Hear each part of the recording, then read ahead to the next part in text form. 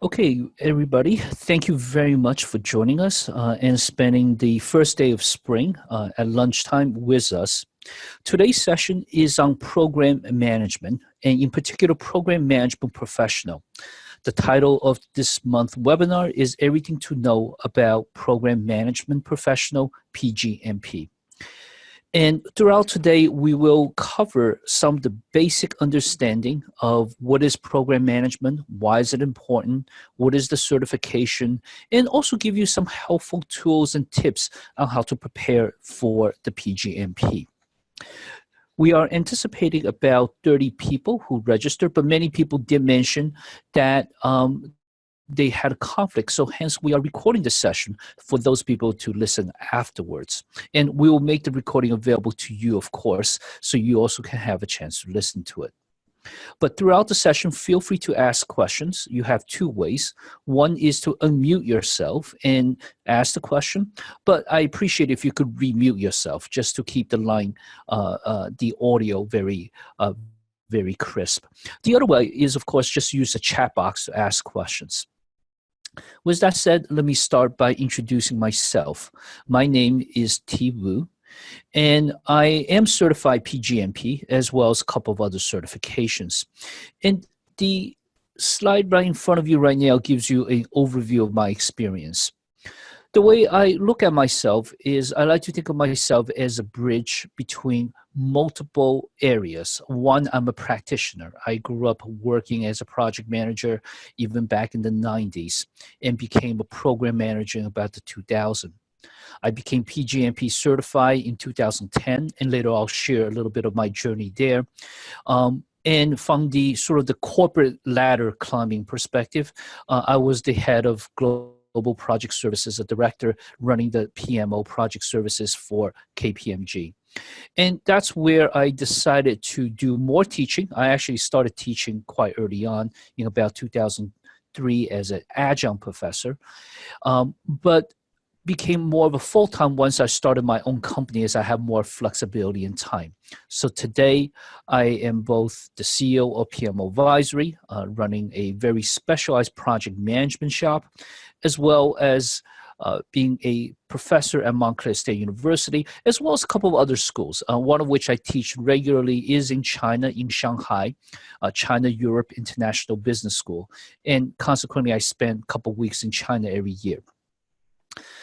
Currently, I'm also a member of various PMI task group, the latest being Agile task group, but also involving the standard for risk, portfolio management.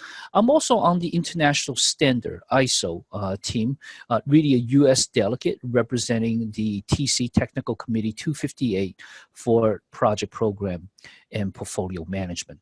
So I really try to bridge the gap between the practitioner world, in which I still do consulting and run actively some of the larger projects and programs, but also on the academic side, on the teaching side, and on the research side. So a lot of the things we put together in PMO Advisory try to provide that diversity of experience and background, cater to what we hope the majority of the needs from the customer base, which is you. Throughout this presentation, feel free to ask questions. I'm going to move at a fairly fast clip, and the intent is to have about 5 to 10 minutes Q&A at the end. But please, if you have questions, jump in using chat or just ask the questions. Okay. So what we're going to cover today is the first part is all about program and program management. So you can see some of the topics that we have here. The second part of the presentation is really more about the preparation for the program management professional, the PgMP. And I'll even tell you my story. And right off the bat, I'll tell you of the APMI certification, according to our understanding, and it does come from many different resources, PgMP is probably the hardest and likely by far the hardest of the certifications. And we'll explain a little bit why that is the case. And at the end, I'm going to put a little plug for my company. If you are interested in the PgMP, why you should consider us, PMO Advisory, to provide you with that training. So let's start with about everything about program and program management. Many of you probably are familiar with the concept of programs. And frankly, before PMI put together the first standard for program management, I started working on program even at the days at Accenture. And in many ways, the definition of program and project is sort of a very stretchy one. As the project gets bigger, they just started becoming programs. I think PMI puts together a better set of definition. So a program is a collection of highly related components, such as projects, subprograms, other activities. And when these programs or these components are managed as a program, they achieve greater value and benefits. I think PMI's definition, which I sort of paraphrase a little bit here, is a more elegant than simply bigger projects. And the way I think about it is it's really about using simple math examples where 1 plus 1 is and plus 1 is greater than 3, right? So in other words, by applying a degree of synergy and highly effective management, you're able to achieve benefits and value you otherwise would not have. Example programs are abound, creating a new business capability. So, for example, even at Accenture days, I remember when they decided to call something project versus program. Program is closely associated with a business capability versus just a single process. Building a new department for your organization. Later, we'll probably touch upon one of my experience. The first experience managing a large program was helping a financial service company building a new department. And a department, of course, building a new department, which could be a capability, has many sub-projects or components within that. Implementing an ERP. Some of you on the call probably have ERP experience, and you know implementing SAP or Oracle or older days PeopleSoft. I mean, these are multi-year endeavors. Organizing major events. You know, when you look at a super event such as the Super Bowl, the Olympics, these are so many tentacles that they are beyond the normal realm of just a plain old project.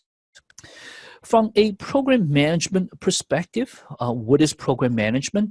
This is really the coordinated management of these program activities by applying the specific principles, knowledge, process, tools, and skills to effectively deliver that extra benefit in the results.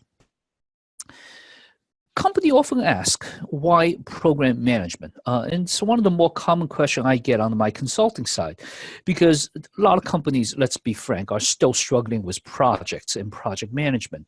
So, you know, why are we considering program management? Well, first of all, I think companies should have a fairly good disciplined project management before they embark on program management, mainly because even if you have the world's best program, you can't execute it on the project side, it's still things are going to fall through. But program in some ways is a different discipline. And successful organizations know how to differentiate themselves by having the ability to do something big or bigger than their competitor and do it well. As you can imagine, if you do that a couple of times, that becomes sustainable advantage. Program management is, in that sense, a strategic differentiator, driving value and benefits and become more efficient at doing things. Organizations that could effectively practice program management outperform those organizations that that have the minimal effective capabilities. As a matter of fact, PMO Advisory some years ago did a study on it, and we could actually show that on a curve. But I didn't include that curve here mainly because the data is a little bit older. It's about 5 years ago, but still very revealing. So one of the myths, just to debunk it right away, is programs are just large projects. So programs are more than large projects. The truth is that program offers quite a bit of unique value proposition. They are significantly greater than the sum of its parts. Couple major reasons, I think, trends, and there are many trends that drives the growth of program management. The three I like to highlight, and there's an obvious fourth one. The first one is complexity. I think today the world is just a little more complicated, and maybe it's more than a little. So that sheer complexity of executing ideas and the need to integrate and coordinate multiple processes, systems, people, and even people is no longer co-located or sometimes even in a small geographic location. Today, virtual teams around the world are becoming more of the norm. So that all of that drives the complexity side. The integration. Today, most business and most organization, even government institute, understand that we need to do more with less. And you could do that and achieve that by finding more integrated ways so you get to achieve that extra value. And then third, and I call that out here as a specific example, is a lot of regulatory bodies around the world. Egypt used to have a lot. Australian government has a lot of standards around project management. UK is another one, and even the United States is starting to get into this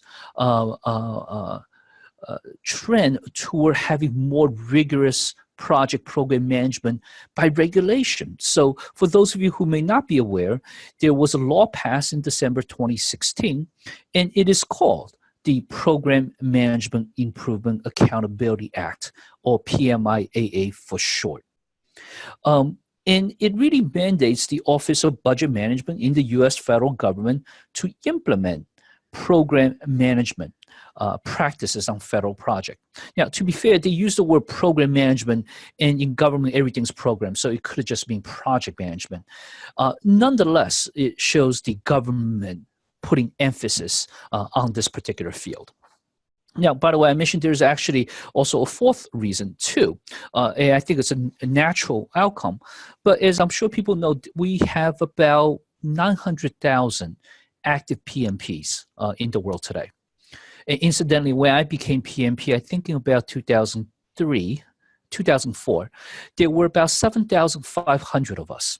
So I was not an early bird, but not too late to the game. And today there are 900,000, give or take. And these are active. So if you include people who retire or no longer recertify themselves, then you're probably talking easily in the millions. These people, of course, are growing. And program management in that sense is the next logical step. Next logical step in terms of their career development, next logical step in terms of the organization they work for. Chances are if that's growing, it's going to require more complexity and more integration. And if they do business with the government, then PMIAA and similar legislation makes it actually that much more important to consider to be certified in program management. So program management is the centralized management of this collection of highly related projects. And I put emphasis on highly related. To me, a true program is where the failure of a component directly impact the success of the overall endeavor. And later I'll come back to some examples of that. So when combined, program delivers benefit beyond just the single individual project benefits or the aggregate of the project results. There are two additional attributes I think it's important to consider for a tight program, and tight means a highly related program. One is sort of the timeline. The timeliness of the components, generally speaking, has a high dependency. So in other words, there is not a gap in time in which nothing happens for a prolonged period of time. These implementation horizons are largely contiguous. The second is they are achieving a common objective, and that's a fairly tight common objective. We're not talking about business needing to raise sales volume. I mean, that's a common business objective, but there's a zillion ways to do it. This is about a business investing in one particular product. The product has many components, and for that product to be successful, those components need to be successful. That now is a tightly common objective. Program management is a differentiator, as I mentioned. For organization able to perform that well, you can imagine the sponsoring organization has now a lot greater ability to execute and achieve that success. And program management can and should exist at all levels of government, from enterprise to departmental, sometimes product level. So that's another question people often ask. Oh, I only work in a department. We don't really do major program. Well, not quite. Because as I'm sure all of you here probably have some experience, some of you are IT, I believe, looking at some of your profile. If even in IT, if you're doing an SAP or ERP or one of the major software upgrade, it's more than just a technology. What actually drives business result often isn't in the automation or the integration. What drives it is often in the business process that you help to refine, to streamline, to simplify, to improve. So these programs can exist at all levels of the organization.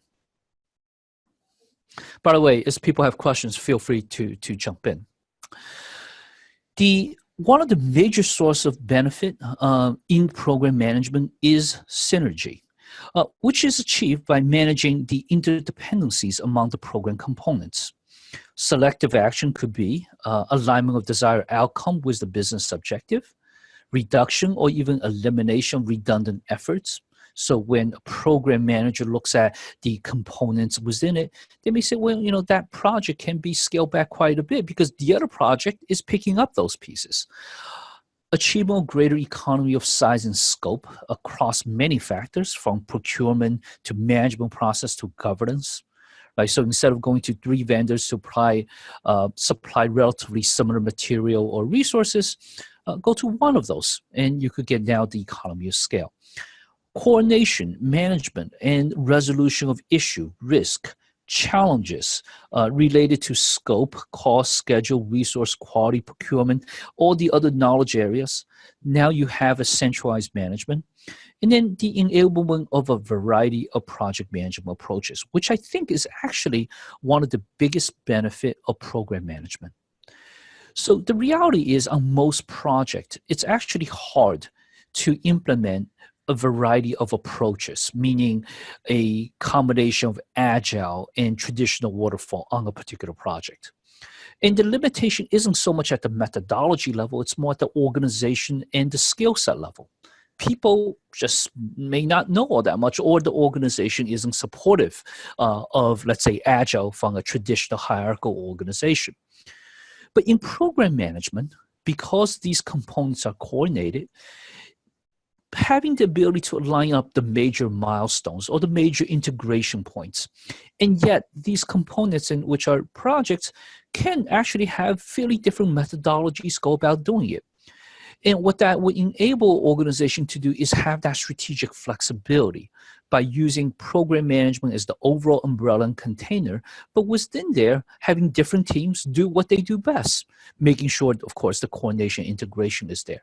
So to me, one of the bigger and probably underspoken and undersold benefit of program management is having that strategic flexibility. So let's look at closer what is a program. And we talked about it as a group of related projects, subprograms, and other activities managing some kind of coordinated fashion to obtain values otherwise that may not be gaining. It's better to manage a group of projects, subprograms, or other activities as a portfolio if the component do not strive toward a tightly related goal. So if the goal is increased revenue for a large company, well, there are many different ways. And yes, you could have a portfolio of revenue generating projects. It makes sense. But that's a portfolio, not necessarily a program. They do not jointly contribute to the delivery of a specific set of benefits, or they are only related by sources of support, technology, stakeholders. These are all relations. And so in the industry, we do see a slight confusion in some organization. And they ask themselves, should I apply program management? Should I apply portfolio management? And on the consulting side, we usually ask these questions. How are these related? What if one failed? Does it impact the overall program in a detrimental way? Obviously, something failed, it impacts the business, but does it kill the overall program? And there, it helps organization to determine whether it is better to pursue program management or even portfolio management. So the takeaway here is program is very tight, or ought to be very tight, while portfolio are also a group of related projects and programs, etc., but that relationship is a lot looser. So here's sort of the quick distinction between project and program. Projects are temporary endeavor undertaken to create unique product, service, or results, fairly traditional PMI definition. In terms of program, they consist of related project subsidiary programs, program activity, managing some coordinated fashion to obtain benefits otherwise would not be able to achieve. The standard discussed three fundamental differences, and the standard here refers to the fourth edition of the Program Management Standard. And by the way, that is the standard in which the exam, PgMP exam, is based on. So jumping ahead a little bit. The three fundamental differences that it's discussed is one of uncertainty. In project, for example, uncertainty gets clearer over time. In program, not necessarily. It may, and you hope it does, but it doesn't have to be. Change. Change in general in projects goes through a change control board, and there's various elements of that affects more of a tactical value, while the program, the effect can be far more strategic. And then the complexity. Complexity in some ways is just at different levels. And the next chart sort of gives you that. And I'm not going to read this through every single point. It'll take a while. And I will make the video available for you so you could pause here, which is my recommendation to take a look at this. But you can see that the similarities and differences between the project and program. Now, one thing I do want to call out is even though the standard called out three distinctions, there's a fourth one I think is worth mentioning, which is the methodology.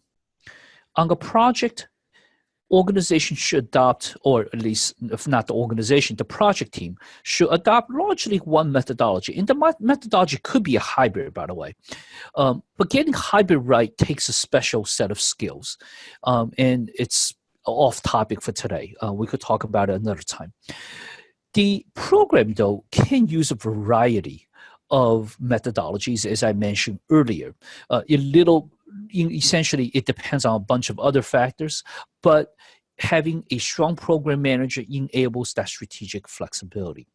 So here you could pause and take a look at what are the similarities and differences between the project and program at a later date. And then also the complexity. One thing to cover on the complexity is that project can be quite complex. There's no notion that it's simple by any means. But what program does is one, it inherits the complexity of the project. It multiplies by the multiple components. And then on top of that, it adds a couple of other complexity that the project itself may not fully have. For example, on the issue of governance, on the need for managing the overall benefit, the resource complexity, scope, change, all and risk. These are in some ways the additive factor of the various projects combined, but they can still make a truly big difference. And what's not even covered in this slide, and I often see that, is programs are typically at such a level that it also has political complexity far more so than project complexity. Generally speaking, in organizations that's undertaking a program, they're investing a lot of resources. Programs are not cheap. They're resource intensive. So with any time when there's resource intensity, the opportunity cost will be a major factor. So by doing this program, organization cannot do something else. And those proponents of doing something else obviously now will make a political play. So politics and political complexity is definitely another factor. Let's look at the standard a little bit. As I mentioned, right now, the standard for program management is on the 4th edition. And the 4th edition has 5 performance domains. These are program lifecycle management, strategic alignment, benefit, stakeholder, and governance. And as you can see, the lifecycle itself is broken down further into 3 major phases. The phase for definition, program delivery, and then the program closure. 100% of the project and the component implementation happens in the program delivery phase. So if we were to expand on this set of box, then you could see project initiation, project planning, project implementation, monitoring control, finally closure. So 100% of the project execution actually occurs in the delivery phase. The benefit management is also worth explaining. What's unique about how PMI in some ways look at the discipline of program management is that it puts a lot of more emphasis on the results, the value, and they call it the benefits of the program management. And this is where the benefit management itself actually has a new standard by PMI, which is a worthy read for those pursuing the PgMP certification. But benefit management has 5 phases. That's identification, analysis and planning, delivery, transition, and eventually the sustainment. So this one diagram encapsulates a couple of major framework in the standard. One is the overall performance domain. As you can see, there are 5. 2, the life cycle itself has 3 major phases. And within the phases, there are even sub-phases for the definition and for the delivery phase. And then the benefit itself has 5 sub-phases to it as well. So this one diagram is actually a part of our cheat sheet. It's one of the most useful ones for you to understand sort of where in the world am I. And this gives you that drill down. So if nothing else, later when you study for PgMP, keep this slide in mind because it helps you contextualize where all the major questions, experience-based questions likely going to be. Somewhere it's going to be in these 5 performance domain and probably be one of the nitty-gritty details. And of course, in our training and bootcamp, we drill down deeper on that aspect.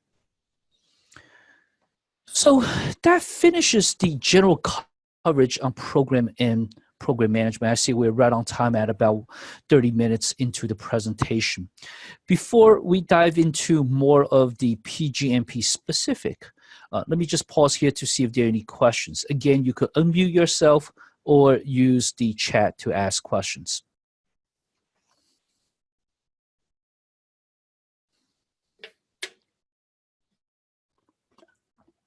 Okay, either I'm crystal clear or I just lost everybody.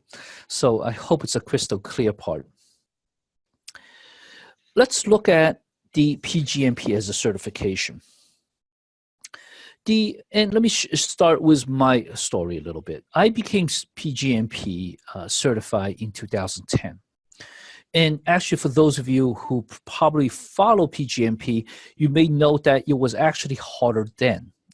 Harder than because they had a 3rd step, the 3rd step multi-rater assessment. So today, the 2 steps are application, getting approved, and then taking the exam. And assuming you pass the exam, then you now earn the PgMP.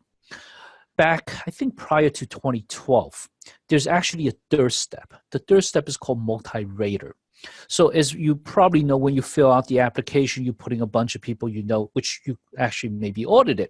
Well, in this case, the multi-rater assessment, the 3rd piece, go back to those people and ask those people to rate you on your performance as a program manager. And if you don't pass that multi-rater assessment, you actually still fail the overall endeavor of pursuing PgMP.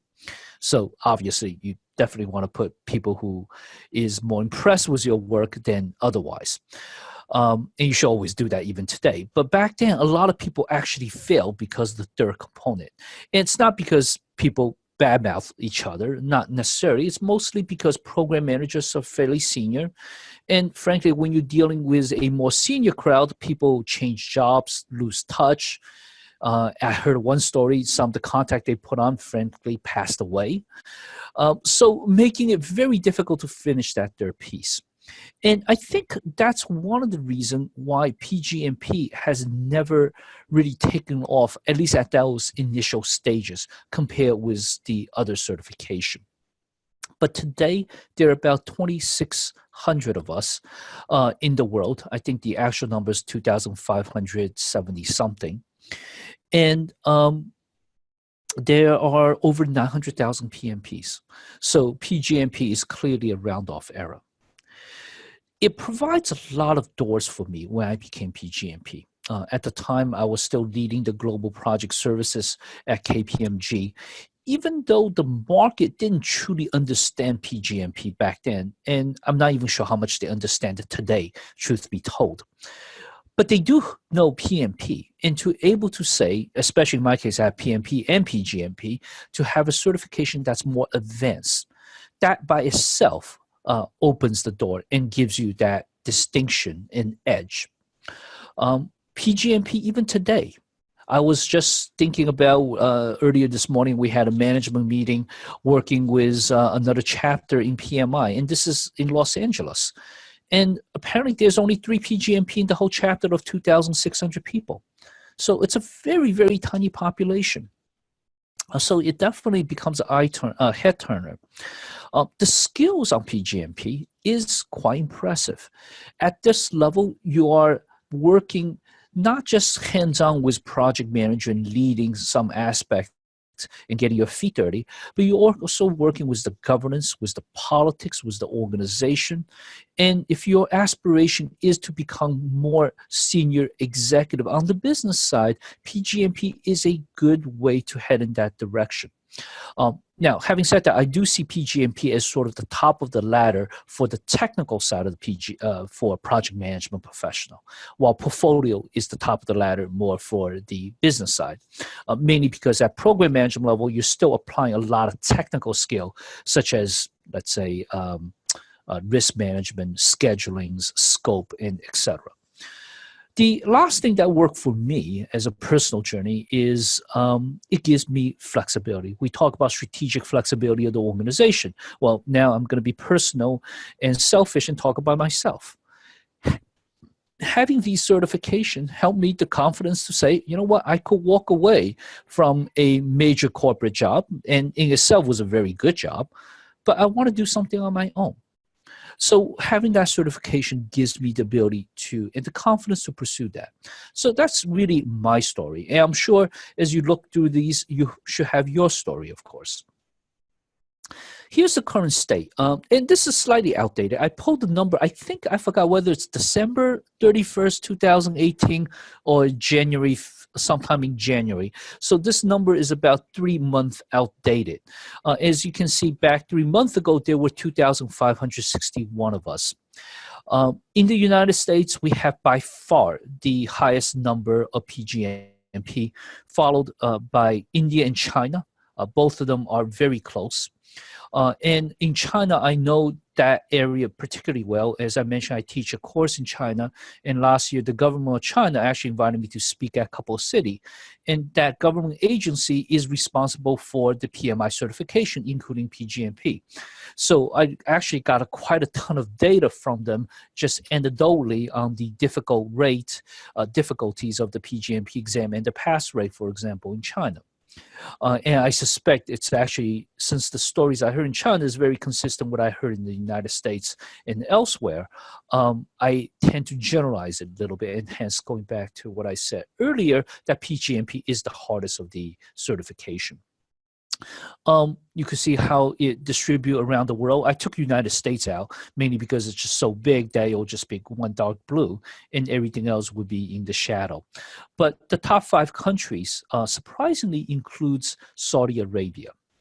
So at least back in end of 2018, the top 5 countries are United States, India, China, Canada, and Saudi Arabia. Around the U.S. states, you could see the distribution of the various certifications. The state that tend to dominate in some of the certification, of course, as you can imagine, would be places like California, Virginia, and Maryland, which shows up a little bit smaller. That's where the D.C. is, so it's very government-driven. New Jersey, Texas, number 3 and 4, and so on and so forth. So it gives you a sense where the thing stands today. In order to qualify for the PGMP, you need to have a lot of experience. So for most part, most people today tend to have four-year degree, but you don't have to. PMI does create a career track. And some years ago, when I was the director of outreach for the New York City chapter, we were working with New York City education, the Board of Education, on getting their high school students getting ready for the PMP. So PgMP, in that sense, is clearly a possibility for people who have only high school diploma. But generally speaking, you need to have project management experience to the tune of about 6,000 hours in both cases, and program management experience. You need to have more if you have a secondary degree, and you need to have a little bit less, but still significant at the with a four-year degree. Combined, you need to have at least a minimum of 8 years of experience with a four-year degree. And I would say it is truly minimal because at this level, you're dealing with a level of organization complexity that is just simply beyond project management. And most organizations will only utilize program management on very, very high stake or complex project. Because from the organization perspective, every layer of discipline you add on is a cost, right? In perfect world, if people know exactly what to do and no coordination needed, you don't need project management. You apply project management, and that comes with a cost and overhead, mainly because you are not sure whether these people will happily work together and to get to the result. So when you apply program management, now you have additional layer of costs. So that's why I do think that to have these experience is important.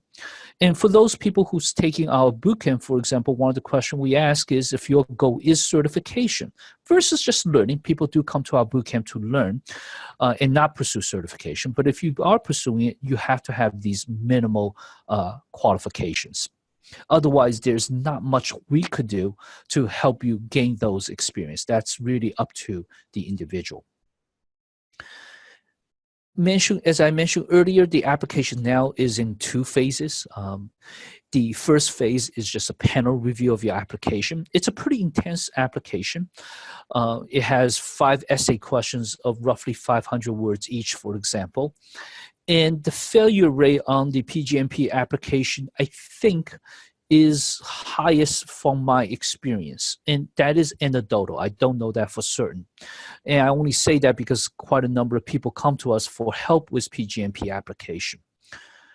After you pass that, you then go into the phase 2. Phase 2 is the examination. And as you know, you have a whole year before you have to pass the test or take a hiatus and wait for another year and apply again. And in this year, you actually have 3 attempts to do so. So if you fail once or twice, hopefully you pass on the 3rd time. In my case, by the way, one thing I didn't mention on my journey earlier is I actually failed the first exam. I still remember I applied for the PgMP sometime late in the year. I was at KPMG, and I got so busy I forgot about the test. And so by the time I remember, it was already like in the 10th or the 11th month. So I only have 1 month runway remaining. I quickly studied for the test, got myself ready, and at that time there was no bootcamp, 0 bootcamp. There were a couple of books out, and truth be told, they weren't even very good, but at least there were books out. So I bought them, studied them, got myself ready. And then literally 2 days before the actual test, I found out that I studied for the wrong exam. The standard I studied for, I think, was on the 2nd edition, and the exam went to the 3rd edition. At that time, internet being what it is, not like today, there's a lot more information out there. I just didn't know. And most of the book I bought, by the way, was some book were even on the 1st edition, so they were even off. Anyway, as you can imagine, I didn't do quite well on that test. So I failed the first attempt, and then I immediately called Prometrics or PMI, get authorization to retake the test. In this case, I think I took it 7 days later. And of course, in this case, I studied for the right standard, reading it, analyzing it. There weren't any really study material aligned with that new edition of the standard. And then I passed the test on the 2nd try. So it's not necessarily smooth sailing. So that was my journey. Some suggestions, our suggestion for people who want to pursue this. First of all, join PMI, mainly because it's cheaper overall. If you are a non-member, you pay a higher fee for the exam. If you're a member, you pay a lower fee. And even if you pay that lower fee plus the membership, it still come out a little bit lower. In that case, if you are a member, you are able to download the standard for free. Only a digital copy, but nonetheless, you now have a copy. And you could download, by the way, the other standards as well. Start to study for the exam as you wait for the application approval, especially if you have concrete experience. Then you should be able to pass the the panel review for the application. And once PMI approves it, the 1-year countdown starts. And of course, then if you start already preparing, then you have a little bit more runway than otherwise. The examination and its environment are fairly similar to what you're probably used to with the PMP for those of you who have it. It is fairly rigorous in the senses that they watch and scan you for everything. The last exam that I took was the PMI at Prometric, which was actually for risk management. And they did a thorough body search, rolling up my sleeve, my trouser, folding down my socks, and I'm not kidding. So they did all that. So it is in some ways pretty rigorous. But that actually gets to an important point. If you, as you know, the 4-hour exam is all-inclusive. So you're allowed to take break, for example, but the clock doesn't stop. So which means if you take a break and there's 5 people ahead of you, each of them getting a body scan and thorough check, that will take 2 to 3 minutes each person. So when you plan for the break, understand that it may very well take 10, 15 minutes, even though your break can only be 2 minutes for a drink of water. So just keep that in mind as you plan for the test. The PgMP exam is composed of 170 questions. 20 of those questions are pre-test questions, and by pre-test, it means that it actually doesn't count. It's PMI's way of testing different questions and to see the statistic validation which may appear as an actual question in the future exam. The problem, of course, is you don't know which of those 20 are pre-test questions versus questions that really count. So you have to treat them as if they're real questions. You have about 80 seconds per question if you do the math. And this is clearly a quite strenuous test, especially if you didn't properly prepare. Frankly, you probably will take you longer to read the question, dissect the question, understand the question than the 4 hours you have.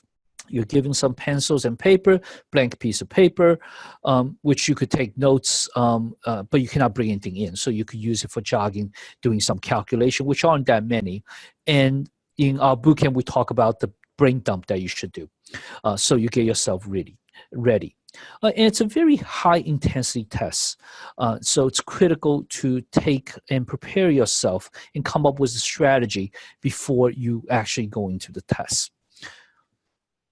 So now I'm going to jump a little bit to the PMO advisory side and what we offer. Actually, I should say right before I do so, let me tell you why I think the PgMP exam, and it's not I should say it's based on quite a bit of data, is the hardest test. This is mainly driven by 2 reasons.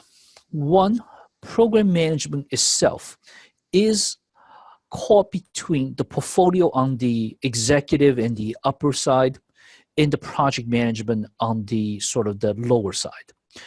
And the program management standard itself, if you read the 4th edition, I am not completely sure if it's sufficient for you to actually pass the exam, even if you have a fairly good understanding.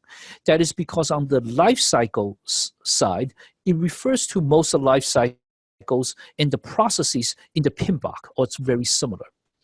So in some ways, the standard for program management, which is only 100-some pages, is somewhat misleading because the reality is you actually still need to know some of the project management side. You don't need a lot, but you should at least read it and become familiar. So that's on the life cycle side. And then on the strategic alignment side, the strategy side, it ties in quite closely with the portfolio, especially around the benefit and value management, which is more in the portfolio side than the program side. So in some ways, the test got caught in between the two worlds, and it could create a high degree of confusion. So that is one of the primary reasons. The second reason is for those of you who study the PMP, which most people with PgMP, I think 86%, I think by my calculation, of PgMP has PMP certification. So you can see there's a very, very high correlation between these two certifications. Is the fact that the sort of the basic foundation understanding is different. PMP is a process-based standard. So for those of you who study for it, you probably still remember, oh, there's these input, outputs, tools, techniques, 40-some processes. The latest Pinbox 6 has 49 processes. And, all at nth level of detail you have to go through. Very, very prescriptive, very, very detailed. Program management is PMI's first principle-based standard. By principle-based means that there is a certain fundamental truth about program management that PMI expand on.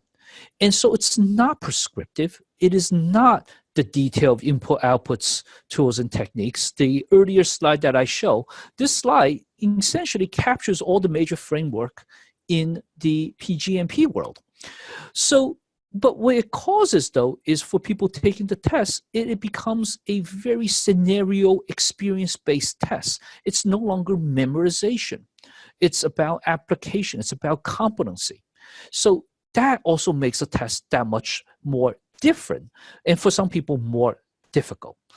So those are the two primary reasons that I see why PGMP is the most difficult exam. By my estimation, approximately a third of the people pass PGMP. PMP stands at around 60 to 70%. So essentially, PMP pass rate is double that of the PGMP. And I say by my estimation because there is no official estimation, of course, but this is what we see. So just keep that in mind. Now, we took all that ideas that we have, of course, we put it into our products, as you can imagine, our comprehensive PGMP products. So for the next couple minutes, I'm just going to very quickly talk about and sort of a little plug for the PMO advisory. I am currently working on a book. It was actually meant to get done before this webinar. Obviously, by saying coming soon, I have not finished it. So my apologies. I'll continue to work on this. I'm hoping to launch it by the summer. We built one of the largest simulator in this area. They come in two different modes, the flexible mode and the test mode. We also call that the exam mode. That could help people practice. The test mode, in this case, really is a simulation of the actual test. We do have a free version. There's about 50-some questions out there.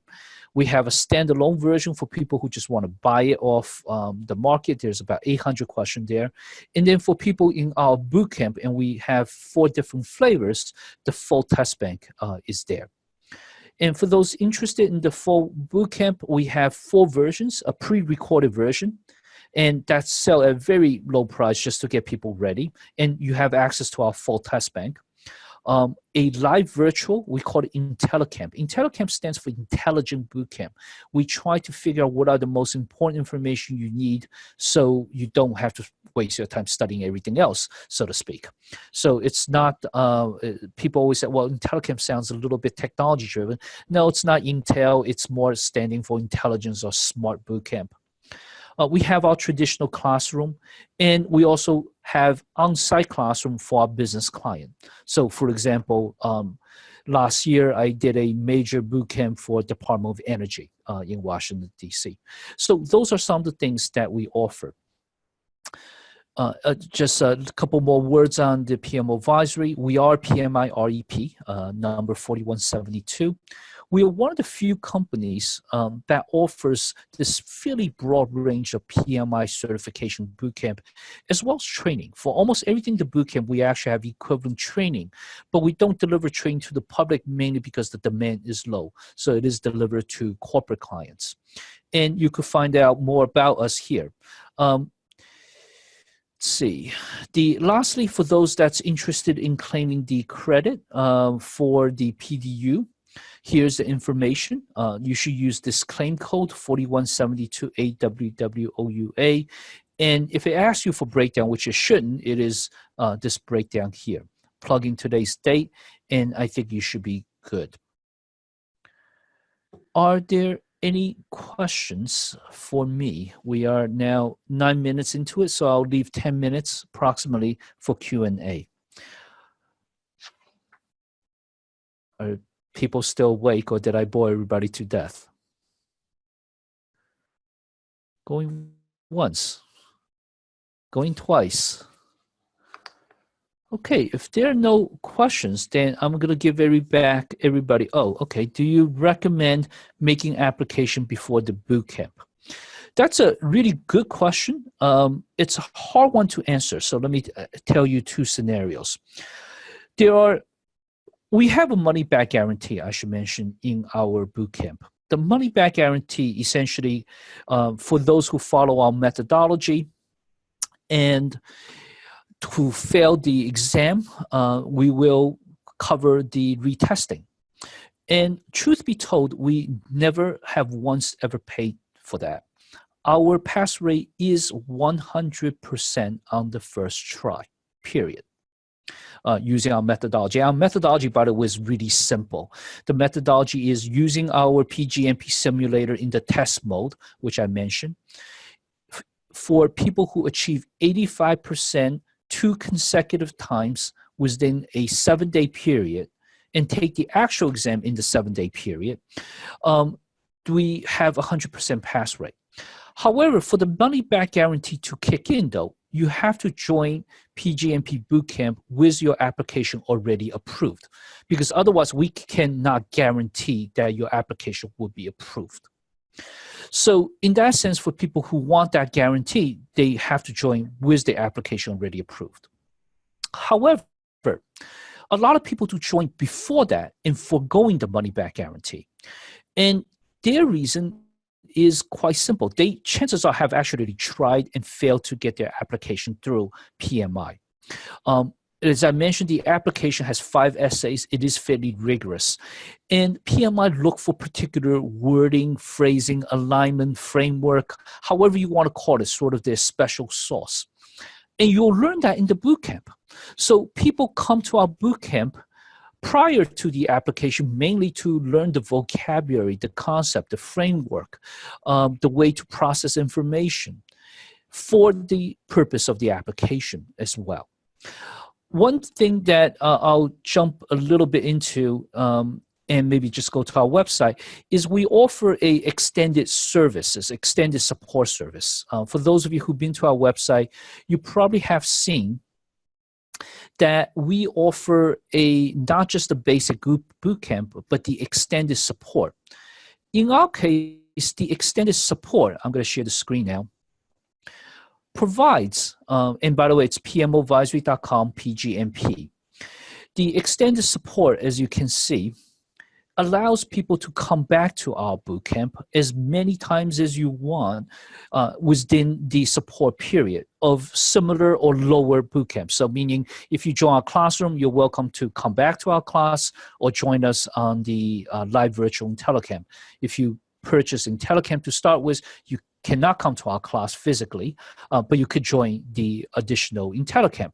So I think that's pretty fair, and you could see the support period. So we have people who came back to our class, by the way, 4 times, maybe even 5. So it's really quite popular in terms of our support period. But again, the people who follow our methodology has never failed. And because our skin is in the game, we put the threshold at 85%. Truth be told, nobody has ever failed after they achieve 2 consecutive times at 75% on our exam.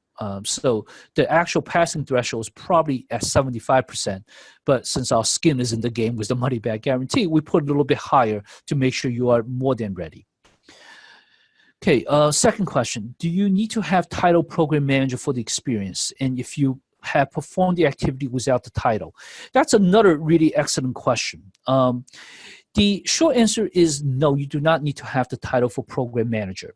But if you do not, and let me say that, but I actually had a dispute with PMI last year over 2 people's application over that particular issue, is you have to very clearly black and white, spell out the the performance domains, the tasks, the activities that PMI look for in your essay and in your project description or program description, to be exact.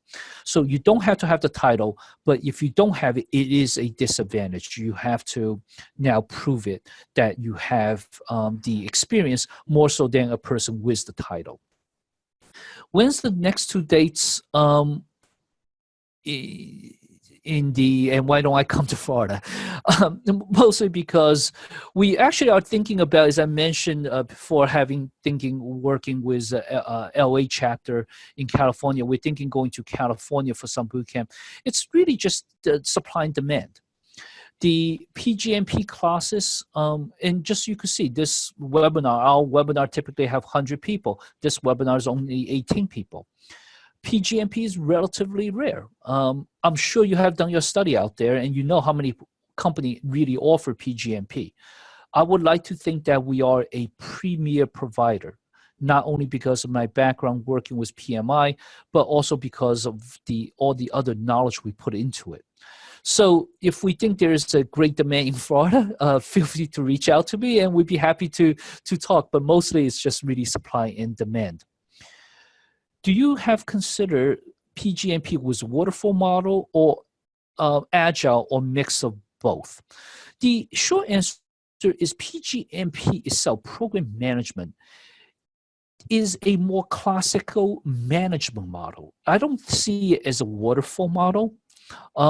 I don't see it as a traditional, as an agile model, meaning that the PgMP largely rely on fairly common classical business and management processes.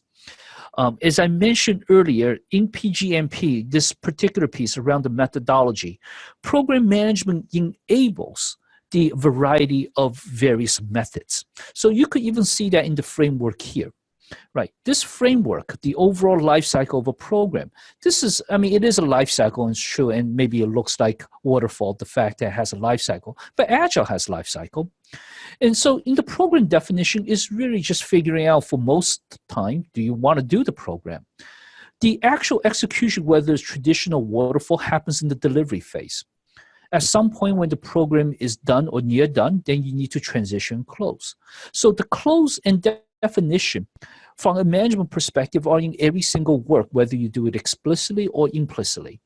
And here is where you have the project able to use different methods. So to me, it's really not a model, whether it's agile or traditional, it is more classic management model.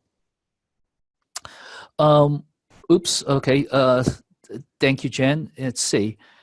Okay, so I think it gives everybody a good sense of where we are. If you have questions, as I mentioned, you have my contact information now. Oops, going back to the final page. And it's twu@pmoadvisory.com. So feel free to connect with me on LinkedIn, shoot me a question. I'm usually pretty active, and if I can't answer it, I'll try to find out the answer for you. Are there any other questions? Right now, we're on the top of the hour. Okay, thank you, everybody, and thank you for all the good questions. I hope everybody have a wonderful day, and hopefully see you soon. Take care.